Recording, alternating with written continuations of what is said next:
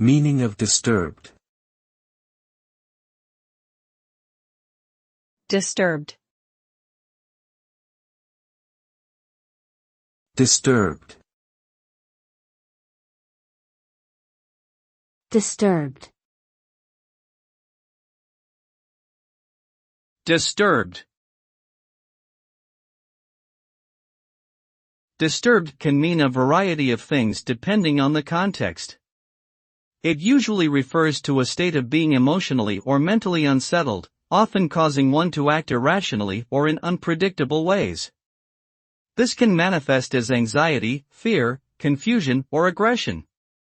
When someone is disturbed, they may experience difficulty sleeping, lose focus easily, display unusual behavior, or have disturbing thoughts. This can also be applied to situations, environments, or systems that are disrupted, broken, or unsettled in some way.